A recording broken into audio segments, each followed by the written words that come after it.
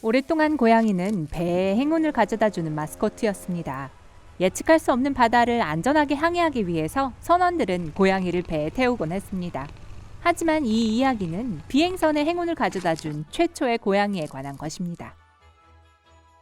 1910년 8월, 미국 여행가이자 항공가, 저널리스트인 월터 월먼은 대서양을 횡단하는 항공여행을 하기로 했습니다. 아직 아무도 성공하지 못한 일이었죠. 하지만 아메리카라는 이름의 비행선이 완전히 준비되기를 기다리며 10월까지 여행을 연기해야 했습니다. 그리고 월먼과 5명의 승무원들은 10월 15일 뉴저지 애틀랜틱시티에서 비행선에 탑승합니다. 하지만 경납고를 떠나기 직전 한 승무원이 길고양이 한 마리가 구석에서 졸고 있는 것을 발견했습니다. 장난스러운 미소를 지으며 그 남자는 고양이가 저항할 틈도 주지 않고 줄무늬 고양이를 팔에 안았어요. 고양이는 요란하게 저항했지만요. 승무원들이 탑승했을 때 고양이는 비행선의 주선실 아래에 매달려 있는 구명정에 남겨졌습니다. 처음에 고양이는 무슨 일이 일어나고 있는지 이해하지 못하고 겁먹고 어리둥절한 채로 구석에 가만히 있었습니다. 하지만 그 후 비행선이 이륙했고 승무원들의 만장일치로 키도라는 이름을 얻은 고양이는 모험을 원치 않는다는 사실을 모두에게 알리려는 듯 했어요. 출발한 지 30분도 안 돼서 비행선의 항해사는 이미 일지에 고양이가 마치 우리 안에 갇힌 다람쥐처럼 비행선 안을 뛰어다니고 있다라고 적었습니다. 아이러니하게도 아메리카는 라디오를 장착한 최초의 비행선이었습니다. 그리고 비행선에서 보낸 최초의 무선 메시지는 비행선의 엔지니어 멜빈 바니만이 지상에 있는 비서에게 보낸 것이었어요. 로이, 와서 이 빌어먹을 고양이 좀 데려가. 결국 모든 사람들은 고양이가 하는 짓에 지쳤고 비행선에서 내려야 한다는 것에 동의했습니다. 승무원들은 고양이를 잡아서 캔버스 백에 담았습니다. 쉬운 일이 아니었죠. 그리고 모터보트를 타고 비행선을 따라가던 기자들에게 고양이를 내렸습니다. 하지만 바다는 이 방법을 마음에 들어하지 않았어요.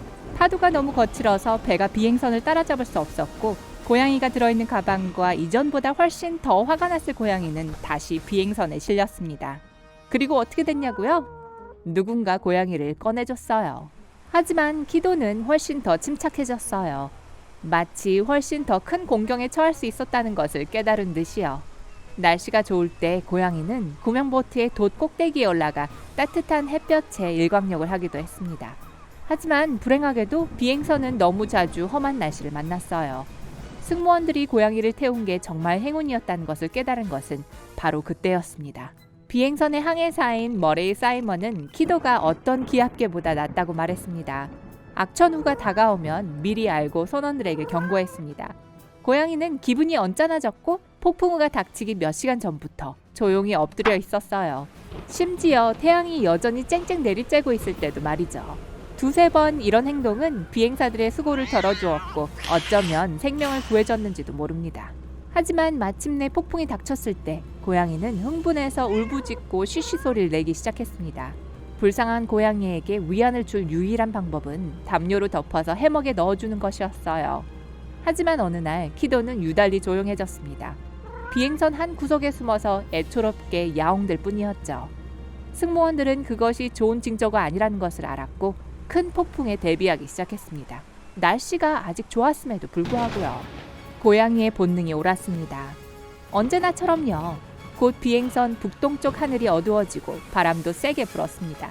몇 시간 만에 지금까지 가장 강력한 폭풍이 비행선을 강타했고 코스에서 훨씬 벗어나게 만들었어요. 다른 문제가 없었더라면 승무원들은 폭풍을 견뎌냈을지도 모릅니다. 하지만 엔진이 고장났어요. 비행선의 고도는 빠르게 떨어졌고 파도가 굽이치는 아래 바다로 떨어질 것만 같았습니다. 불행하게도 항해를 포기해야 했습니다. 5명의 조종사와 한 사람 품에 매달린 고양이는 구명보트로 내려갔고 충분히 낮게 내려갔을 때 구명보트는 분리됐습니다. 승무원들과 보트의 무게에서 벗어난 비행선은 빠른 속도로 위쪽으로 날아가 빗속으로 사라졌고 다시는 볼 수 없었습니다. 승무원들은 멀리 배 한 척이 보일 때까지 최선을 다해 폭풍을 치는 바다와 싸웠습니다. 날씨가 이미 좋아지고 있었기 때문에 모스 램프를 켜고 선박에 조난 신호를 보냈습니다. 운 좋게도 그들은 눈에 띄었고 뉴욕으로 가는 중이었던 영국 왕립 우편선 트렌트가 좌초된 모험가들을 구조했습니다. 놀랍게도 고양이 키도는 내내 구명보트 안 별도의 공간에서 평화롭게 잠을 자고 있었습니다. 하지만 평화로움은 오래가지 않았어요. 트렌토호에서 승선하자마자 다시 한번 새로운 승무원들에게 본색을 드러냈습니다. 고양이는 울부짖으며 갑판을 이리저리 뛰어다녔고 모든 사람을 미치게 만들었어요. 하지만 5명의 아메리카 승무원들은 이제 고양이를 진정시킬 방법을 알았고 재빨리 맛있는 먹이를 가져다 주었습니다.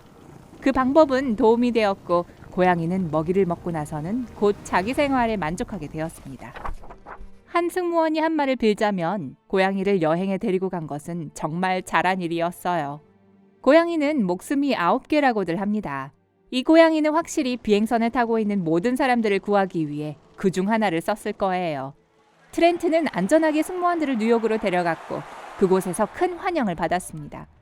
대서양을 횡단하지는 못했지만 아메리카호는 가장 오래 여행한 비행선으로 기록을 세웠고 미래의 모험가들을 위한 길을 열었습니다. 그리고 영웅 고양이도 상당한 영예를 안았어요. 한동안 키도는 뉴욕에서 가장 큰 백화점에 진열되어 금박을 입힌 우리 안에서 부드러운 쿠션 위에 앉아 쉬었습니다. 고양이가 왕족처럼 거기에 누워있는 모습을 담고 있는 엽서도 발행되었어요. 그리고 그를 구조한 배의 이름을 따서 트렌트로 개명된 키도는 월터 월먼의 딸 에디스와 함께 새로운 가족이 됐습니다. 고양이는 편안한 여생을 보냈고 다시는 항공여행을 하지 않았어요. 정말 흥미진진한 삶을 산 고양이라고 할 수 있겠죠?